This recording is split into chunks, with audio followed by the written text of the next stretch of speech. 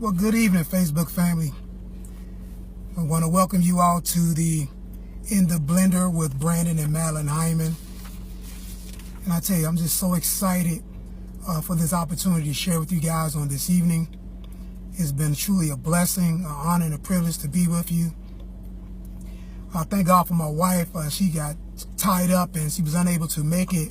But we're just excited. She was on the metro and the trains got a little discombobulated, and so she wasn't able to be with us on this evening. But we're going on anyhow, and I just want to thank you all for tuning in. I tell you, it's just such an exciting time to be a blended family. As many of you know, many of your family and friends, they're blended families. And one thing we're finding out more and more, about 60% of families now are blended families. And so there's a great need for some discussion as it relates to the blended family, as it relates to how we as a blended family can correct some of the things that we've done in order to impact not only our families but our communities as well as the world at large. And so we're just excited to be with you on this evening, Tuesday, April the 18th. And I tell you, it's just an awesome blessing to share in this capacity. So real quickly, I want to give a recap of last week. Last week we talked about anticipate changes as well as decisions that are going to be made. And so also, as I share on these recaps, I'm just going to encourage you to go to our page and view the broadcast that we shared the previous weeks so that you can get an update on where we're at and where we're going. Even though I give a recap, I don't go in detail on the recaps because we already have the broadcast available to view in its entirety. And so also just want to encourage you to make sure you go back and view those broadcasts in their entirety. They have been a blessing. They've been very insightful and impactful. And so you want to make sure that you're getting this information so that not only you can use it to advance your family, but you can also share it with those you know that are in need of hearing what it needs to take to be a successful blended family. So the recap from last week was anticipate changes as well as decisions that are going to be made. The next thing was there must be agreement. The third thing is whatever you add, mix it in slowly and carefully. And again, you got to go back to last week's broadcast to understand what I'm talking about. Make sure to prioritize the children. This is a very key ingredient to success in a blended family, making sure that you prioritize the children. Also, understand that everybody's needs are important. Understand that everybody's needs are important. And the last point that we made in the recap was know the role of each individual in the family. And it's important to know the role. You need to know the role of the father. You need to know the role of the mother, the husband, the wife, the children. Everybody needs to know everybody's role because it makes that transition that much easier. There are things that have to be done like discipline, correction, always in love, guidance, instruction. And so understanding the roles that each individual plays in the household makes it easier as the transition takes place because there's not a lot of bumping the heads, there's not a lot of bucking, there's not a lot of things that will stop you from flowing as you want to flow and grow into your blended family. A couple of statistics that I wanted to bring out was 1/3 or 33% of the homeless young people were from blended families and 9% were from other family types, whether it's brought up by relatives or step parents. And so that's a statistic that I never really talked about. We're going to get into that in one of the later broadcasts, the negative effects of blended families if not addressed properly and handled properly. But it's a startling statistics to understand or to find out that 1/3 of the homeless young people were from blended families.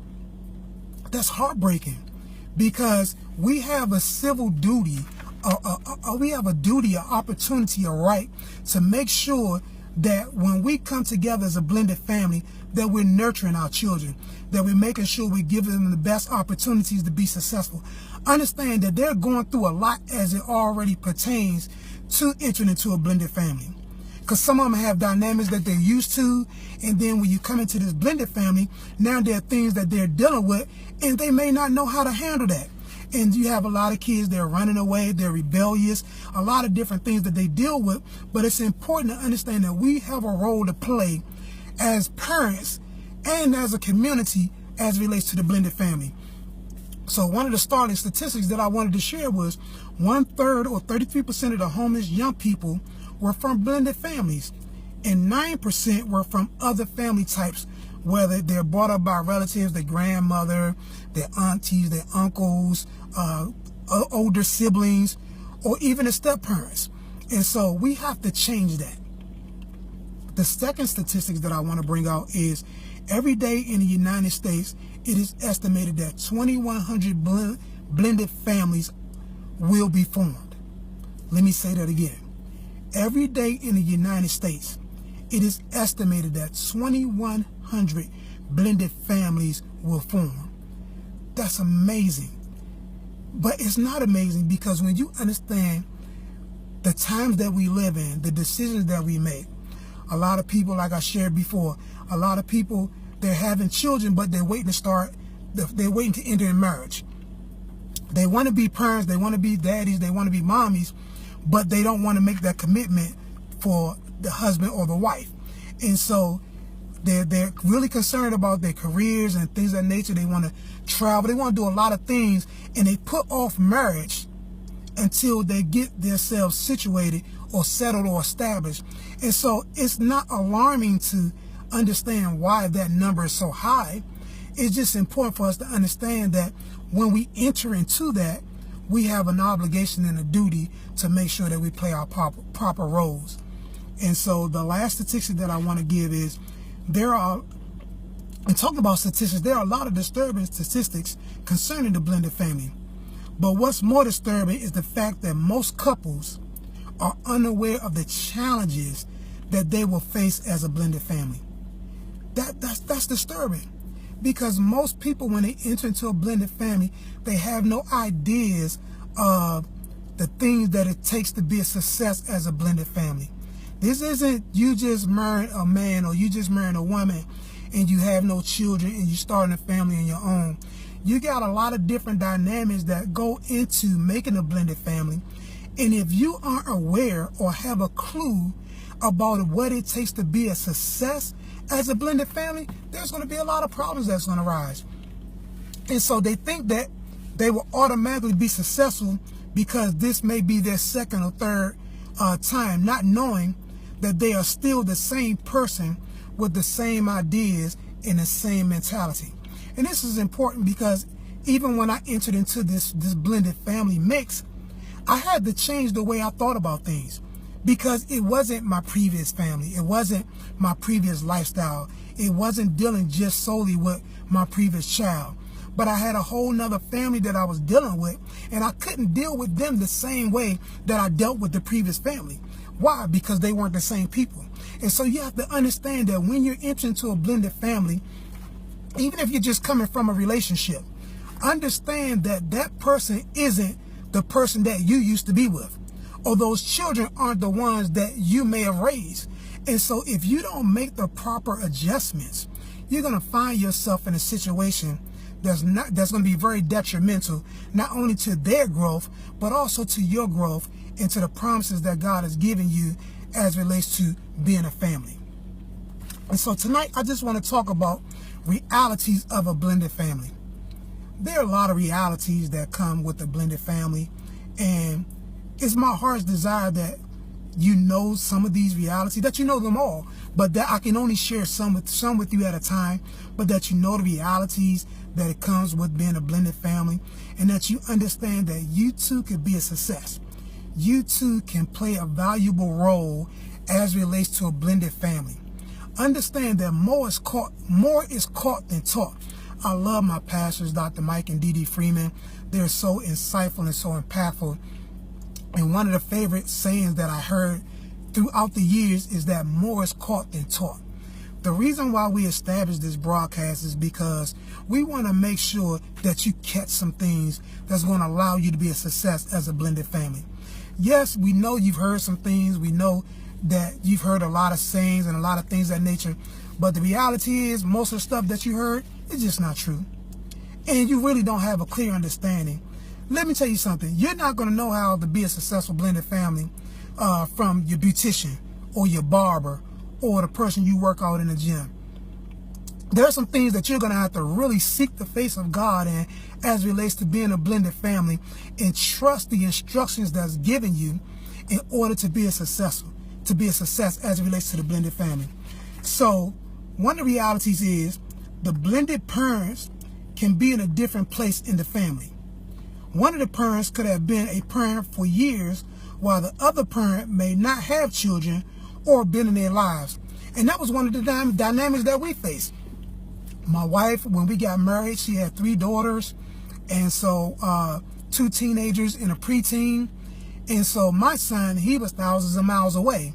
And so consequently, when we made this blended family, there were a lot of things I was clueless to. First of all, I never raised girls. And so, dealing with young ladies is a little different than dealing with young men. Not that you don't show the same love and the same care, but there's a different type of handling that comes along with raising young women. And so as parents, we were in 2 different places. My wife was in a place of spending time with the kids, of listening to what they had to say, their conversations, their likes and their dislikes. Where for me, I didn't have that dynamic. I didn't come in with that. And so I didn't have time to spend doing a bunch of hugging and a bunch of kissing and a bunch of listening and things of that nature. And so as parents, we were in 2 different places. But it was important for me to get into that place. And so I allowed myself to make sure that I reached out and got the proper instruction and guidance. I read a lot of books. I read a lot of articles. I talked to a lot of people that I knew were success. I began to glean from those that were successful as a blended family and as blended parents. And ultimately, it gave me the wisdom, the instruction, and the know-how to be a successful blended parent as well. And so understand that the blended parents can be in a different place in the family. Again, one parent could have been a parent for years, like my wife was, while the other parent may not have had children or may not have been in their lives as the other parent was. Then they got the children. There may be children that are used to being the oldest, and then now they become either the middle child or the youngest. And then you have children that are used to being the youngest, and now they got to play the role of either the oldest or the middle child. And so those dynamics change when you start a blended family. And it's important to understand how we're going to handle those changes. Because when you're used to being the oldest come with responsibilities. There are a lot of, like, I was the oldest in my family. I'm 10 years older than my sister. And so I was used to being the boss. Well, if my parents would have divorced or separated and started another family, then it would have been a strong possibility that I myself now could have been either the middle child or the youngest.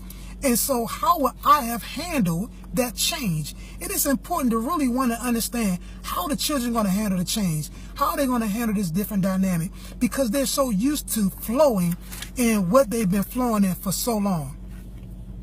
Not only that, every family has things that they can improve upon. This is important. And this is important because a lot of times when you enter into a blended family, you compare your blended family with those that aren't blended families. But guess what? I don't care if this is your first marriage, your first set of kids, or this is your second marriage, your third marriage, and you have new kids in it. Everybody still has issues. Everybody still have problems that may arise in their relationship.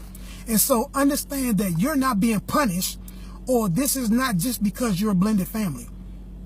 So stop knocking yourself because you're a blended family. Because I've talked to a lot of people that are in this blended family dynamic, and a lot of them are comparing themselves to other type of dynamics. But understand, you can make the best of this blended family if you just use the proper tools. And so I wanted to get that out. Just because you're a blended family does not make you inferior to a first-time family. Use this as an opportunity to perfect things that concern you. Personal development. Listen, personal development is important. It's important. Anybody that's in multi-level marketing, anybody that's a top executive, anybody that want to start their own business, anybody that just want to grow as an individual, understand that personal development is important. If it's important just on a personal end, imagine how important it is when you're talking about a blended family. It's important to understand that as you develop, you're developing a family. As a husband develops, he's developing skills and a lifestyle that helps him to be a better father, that helps him to be a better husband, because you understand that just because you pay bills and just because you pay rent, that doesn't make you a good dad.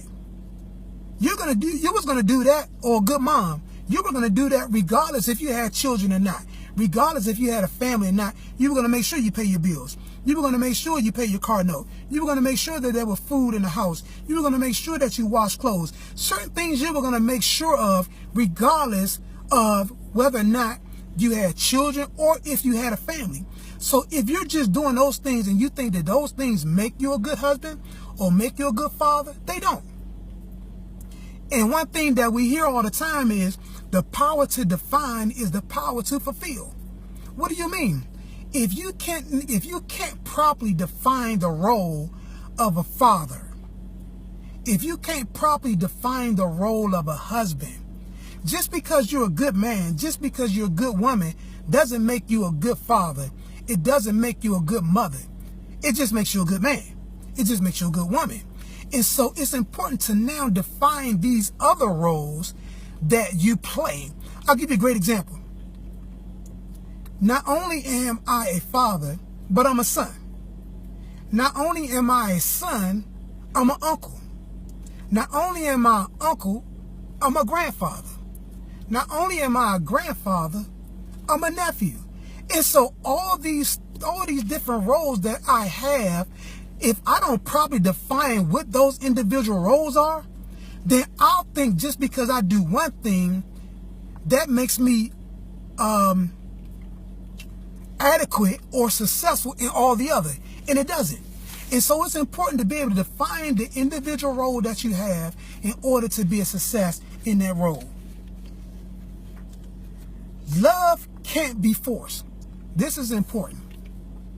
Understand in a blended family that love does not come instantly. As much as we want the love to come instantly, it doesn't come instantly. You got to understand that there are some children that may be real close to their biological parent. And so you as the blended parent, you're coming in and you're expecting all of this love in a basket, and they're looking at you invading their space.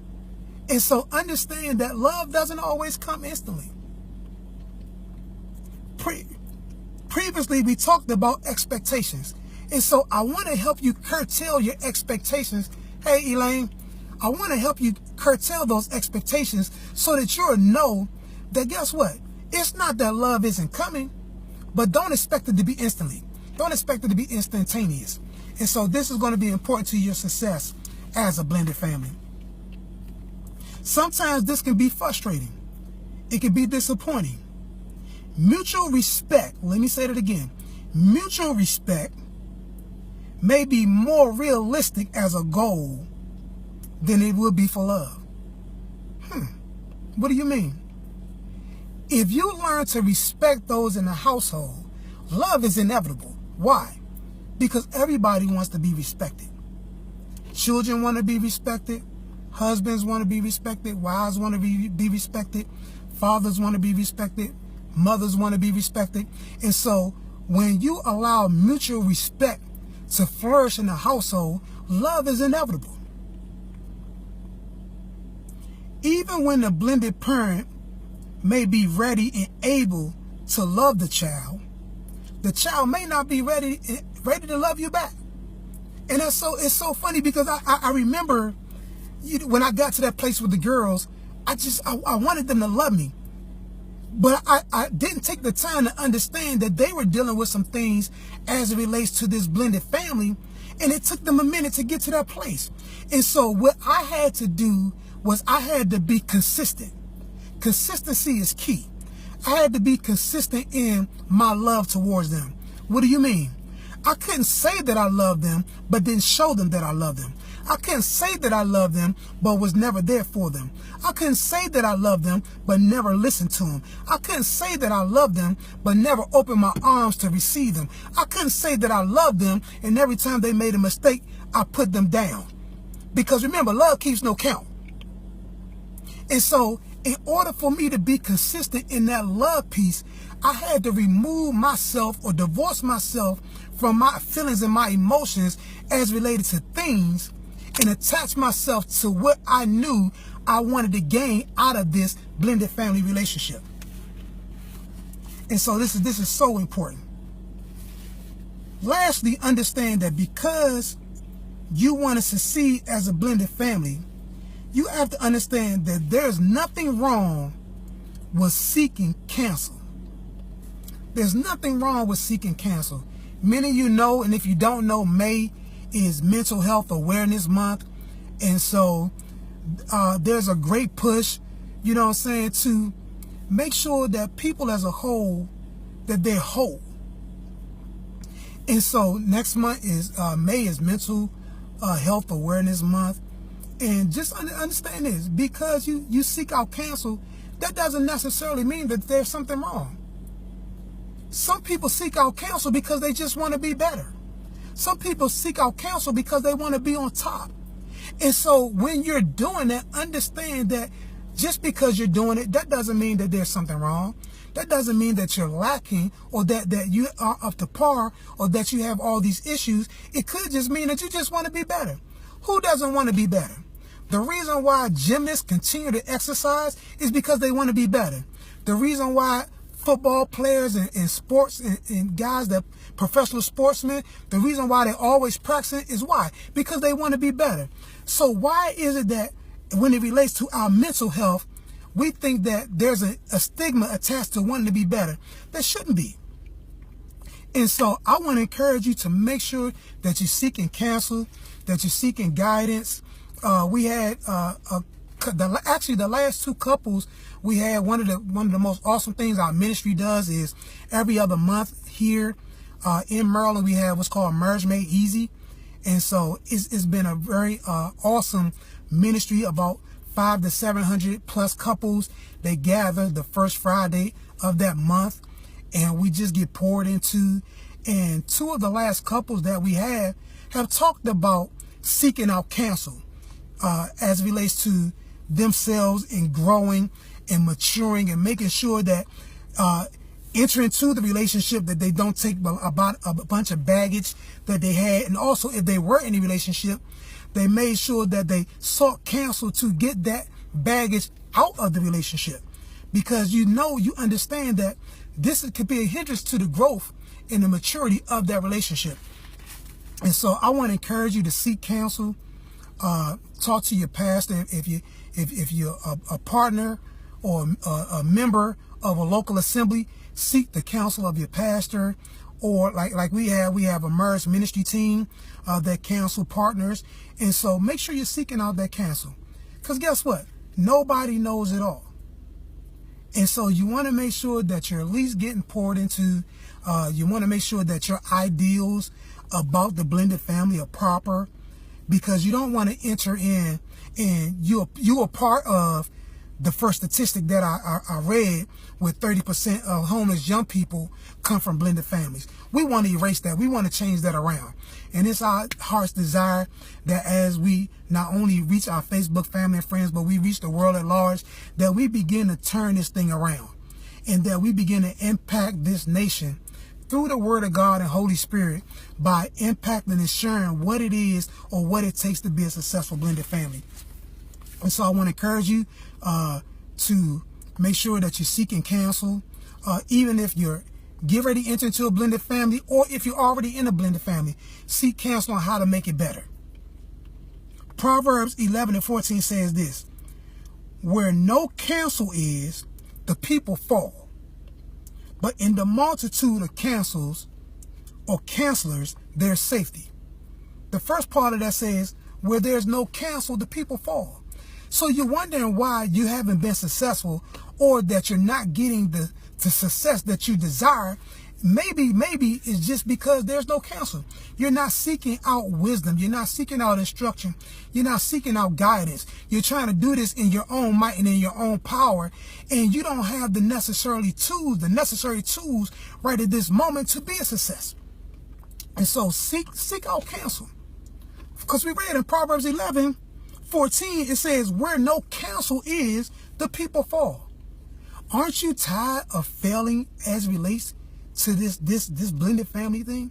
Aren't you tired of failing as it relates to being a blended father or a blended mother, or even a blended child? There's some things that the children you can seek counsel on. I get a lot of young people that watch this broadcast and they inquire, how can I be a better child? I didn't know I was spoiled. I didn't know that I thought this different way. Well, guess what? There's nothing wrong with you seeking out counsel as well. Proverbs 15:22 says this: without counsel, purposes are disappointed. That's powerful. If you don't seek counsel, your purpose will be disappointed. What do you mean? There's a purpose entering to a blended family that you have. There's a purpose that I have as a blended dad and as a blended husband. There's a purpose that I have, that I serve, not only to my family, but as to my community, to my family at large, to my community at large, to the world at large. There's a purpose that I serve, and if I don't seek out the proper counsel, then that purpose is going to be disappointed.